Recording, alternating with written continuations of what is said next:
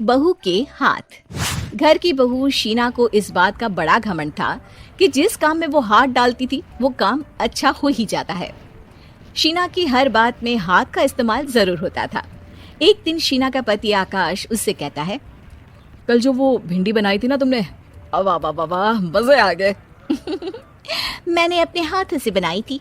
मेरे हाथों में वैसे भी जादू है, जिस चीज को छू लेती हूँ सोना बन जाती है। अब ये थोड़ा ज्यादा हो रहा है। मतलब अगर हर चीज को छू के सोना ही बना देती हो तुम, तो हमारे नाम के पीछे भी अंबानी ही लगा देते हम। चुप रहो, मुंह पे हाथ रख लो, कुछ भी बोलते रहते हो। शीना की सास बगिया से पूजा के लिए फूल चुन रही थी। सुंदर, अति सुंदर, कितने प्यारे गुलाब के फूल हैं, भगवान जी खुश हो जाएंगे। मैंने अपने हाथों से जो पौधा लगाया था, मेरे हाथों की कोई भी चीज बेकार नहीं जाती।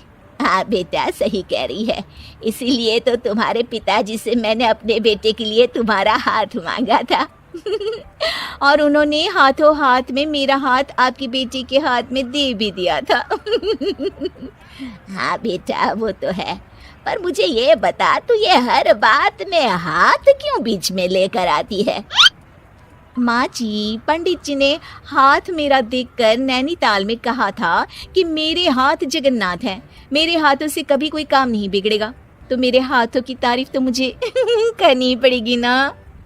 हाँ हाँ, ठीक ही कह रही हो वैसे, तो मिलाओ हाथ इसी बात पर। शीना को न सिर्फ इस बात पे गर्व था कि उसके हाथ से सब अच्छा होता है, बल्कि घर के सारे काम भी वो पहले अपने हाथ से करती, फिर कोई दूसरा उन कामों को कर पाता। एक दिन शीना कपड़े धो रही थी। अरे घर में वॉशिंग मशीन है तो सही, खुद क्यों थक रही हो? कपड़े पहले मेरे हाथ से धुलेंगे, फिर वॉशिंग मशीन से। पहले हाथ की सफाई, फिर मशीन की धुलाई। अगर आज डाकू गब्बर सिंह होता ना, तो वो ये हाथ मुझे दे दे ठाकुर तुमसे जरूर कहता, और मैं तो दिलवा भी देता तुम्हारे हाथ। हर एक काम में हाथ बटाओ, ज्यादा जुबान न चलाओ, वरना दूंगी एक उल्टे हाथ से। क्या दोगी? कपड़े दूंगी, लो निचोड़ो। ऐसे ही एक दिन, अरे बहू, ये सोफे पर चढ़कर हाथ से पंखा क्यों घुमा रही हो? माँ जी, क्योंकि मेरे हाथ से घूमेगा तो ज्यादा अच्छे से हवा देगा। अरे बेटा, फिर तो तुम गाड़ी का पहिया भी हाथ से घुमा के मायके जाया करो। एक बार आकाश ने घर पर कार लाने की बात छेड़ी। माँ, सोच रहा हूँ कि एक कार लेकर आता हूँ। ले ले बेटा, क्यों नहीं? अरे पैसे हो तो हवाई जहाज भी ले लेना। हाँ, पैसा तो हाथ का मेल है, ले लेते हैं। इस हाथ पैसे देंगी, उस हाथ कार ले लेंगी। मुझे तो लगता है कि बहू कार भी अपने हाथों से धक्का लगाकर घर लाएगी। वो तो नहीं करूंगी, लेकिन सबसे पहले स्टीयरिंग पर हाथ मैं ही लगाऊंगी, ताकि गाड़ी का आना शुभ हो। अरे घर ले आने तो दो, फिर हाथ लगा लेना। लेकिन शीना नहीं मानती। अगले दिन ही सब कार लेने जाते हैं। शीना सेल्समैन से कहती है, भैया ये कार बहुत पसंद है, पैक कर दो। अरे ओ भाग्यवान, 2 मीटर कपड़ा नहीं है जो पैक करवा ले, जरा चला कर तो देखने दो। यस सर, बिल्कुल, टेस्ट ड्राइव कीजिए ना। अरे नहीं नहीं, सबसे पहले मैं हाथ लगाऊंगी गाड़ी को, मेरे हाथ अच्छे हैं। अरे यार, हाथ तो मैं भी धोता ही हूँ, और आजकल तो सैनिटाइजर से भी धोता हूँ। मेरे काम में हाथ ना अड़ाओ। अरे टांग ना अड़ा होता है भाग्यवान, हाथ नहीं।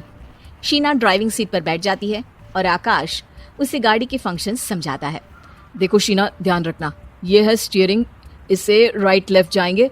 ये है एक्सेलरेटर, इससे स्पीड कंट्रोल कर सकते हैं, और उसी के पास में है ब्रेक, जो तुम्हारी जुबान में शायद मिसिंग है। ठीक है, ज्यादा भी सिखाने की जरूरत नहीं है। मेरी माँ तो कहती है कि मैं अगर अपनी शुभ हाथ लगा दूं तो जग घूम जाए, तो ये स्टीयरिंग क्या चीज है? शीना गाड़ी स्टार्ट कर देती है और स्टीयरिंग को घुमाते हुए एक्सेलरेटर पर धीरे से पैर रखती है, और शोरूम के बाहर के एरिया में ही गाड़ी घूमने लगती है, जहाँ दूसरी गाड़ियाँ भी रखी हैं। देखा मेरे हाथों का कमाल। अब ब्रेक दबा दो, आगे गाड़ी है। शीना आगे गाड़ी देखकर घबरा जाती है और पाँव गलती से एक्सेलरेटर पर पड़ जाता है। कार आगे खड़ी एक बड़ी गाड़ी में घुस जाती है। दोनों कार से उतरते हैं। सेल्समैन भागते हुए आता है। अरे 7 लाख की गाड़ी खरीदने आए थे और 15 लाख की गाड़ी ठोक दी, ओ माय गॉड। आकाश की माँ, आकाश और शीना घबरा जाते हैं। इतना सारा पैसा कहाँ से आएगा? तभी वहाँ मैनेजर भी आ जाता है, पूरा माजरा समझता है।